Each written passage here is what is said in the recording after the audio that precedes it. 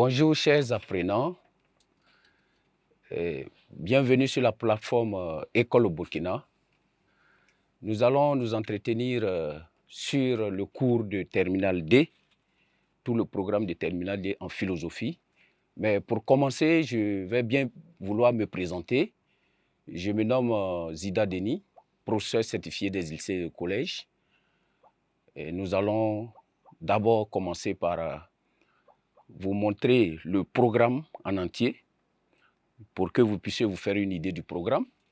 En chapitre 1, nous verrons le psychisme humain et nous allons particulariser en parlant de la conscience et de l'inconscient. En chapitre 2, nous allons parler de la personne et d'autrui.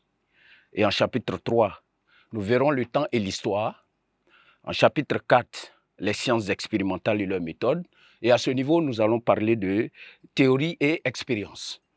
Ensuite, nous parlerons du chapitre 5 qui concernera encore les sciences expérimentales et leurs méthodes, mais à ce niveau, nous allons spécifier en parlant du vivant. Ensuite, nous verrons en chapitre 6 les sciences formelles et leurs méthodes. Et à ce niveau, nous allons parler de logique et mathématiques. Ensuite, en chapitre 7, les sciences humaines. À ce niveau, nous allons essayer de prendre une des sciences, soit la psychologie, ou encore nous verrons la sociologie, ou encore nous pourrons prendre l'histoire pour vous montrer comment est-ce que ces sciences procèdent. Et ensuite, nous verrons en chapitre 8 la technique et les sciences et éthique. Qu'est-ce que la technique, la science et puis l'éthique? Voilà, nous allons faire le rapport entre ces trois éléments. Et en chapitre 9, nous allons parler de l'art. Et chapitre 10, nous parlerons de la politique, qui est une question vraiment fondamentale de nos jours. Et étudiants, parlant de la politique, nous allons détailler les questions d'État, de droit, justice et de liberté. Et enfin, nous allons aborder en chapitre 11 la question de la religion. Sur ce, nous allons commencer avec le chapitre 1 qui va concerner le psychisme humain. Nous notons chapitre 1.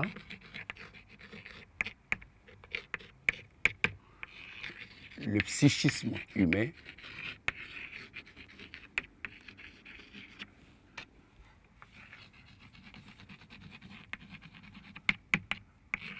La conscience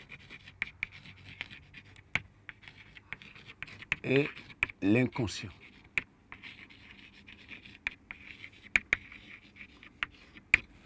Bien avant de poursuivre, au niveau du chapitre 1, qu'est-ce que nous pouvons dire?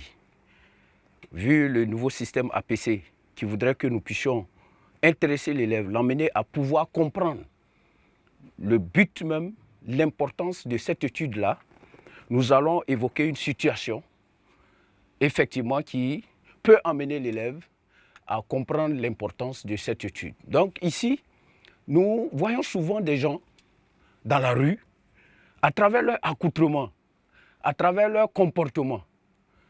Nous nous posons souvent des questions sur ces personnes-là. On se demande, est-ce qu'ils sont normaux?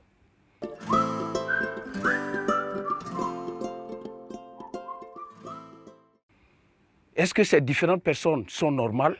Est-ce qu'ils ont des difficultés? Qu'est-ce qui fait qu'ils s'habillent de la sorte? Ou bien ils ont un comportement assez différent des nôtres? Ou encore, il nous arrive souvent de voir des élèves, surtout en classe de terminale, qui est une classe d'examen.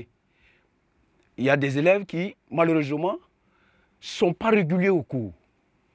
Comme on a l'habitude de le dire, ce sont des élèves qui tirent les cours. Ils s'absentent, ils sont irréguliers. Et on se demande pourquoi ils s'absentent. Et souvent, quand on les aborde, ils n'ont pas de raison fiable. Et là aussi, on se pose la question à savoir, est-ce qu'ils sont vraiment conscients de ce qu'ils font? Est-ce qu'ils savent? Est-ce qu'ils comprennent pourquoi? Quel enjeu est devant eux dans ces classes d'examen? Donc ici, ça nous ramène à nous poser la question sur le psychisme, le fonctionnement du psychisme. Et aussi, en particulier la question de la conscience et de l'inconscient. Un élève qui est censé se mettre au sérieux et suivre de façon assidue les cours pour mieux préparer son examen, qui s'absente, on se demande s'il est vraiment conscient. S'il n'est pas conscient, on dira plutôt qu'il est inconscient. Mais pourquoi tout cela? Donc, pour comprendre ces enjeux-là, nous allons procéder à l'étude du psychisme et en particulier de la conscience et de l'inconscient. Et sur ce, nous allons commencer par introduire, par une introduction. Et cette introduction nous amènera par la suite à vouloir comprendre certains concepts, à clarifier certains concepts. Donc nous en procéderons à la clarification des concepts. Clarification des concepts. Bien sûr, nous allons clarifier des concepts utiles à cette étude-là. Donc, nous pourrons le détailler. Et dans cette clarification, nous commencerons surtout par clarifier la conscience elle-même. Mais avant tout ça, qu'est-ce que nous pouvons dire dans notre introduction? Il faut d'abord noter que depuis l'Antiquité, l'homme a été considéré comme animé par la conscience. Le psychisme humain est animé, tous les philosophes s'accordaient presque là-dessus, que l'homme est animé par la conscience. Il est un être doué de conscience. Et il n'était pas question de parler d'inconscient. Mais avec l'avènement de Freud, qui a développé la psychanalyse, Freud va remettre cela en cause. C'est vrai, avant Freud, on le verra bien, d'autres philosophes ont parlé de la question de l'inconscient, mais c'était beaucoup plus sur d'autres volets.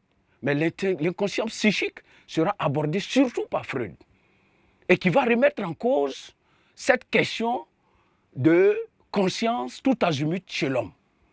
Donc l'inconscient viendra ici freiner, l'idée de l'inconscient viendra ici remettre en cause la possibilité, la capacité totale de l'homme à se prendre en charge. Donc ici, nous allons procéder à la clarification des concepts après notre introduction. Et la conscience, nous allons commencer par la conscience. Qu'est-ce que nous pouvons entendre par le mot conscience? La conscience, c'est quoi?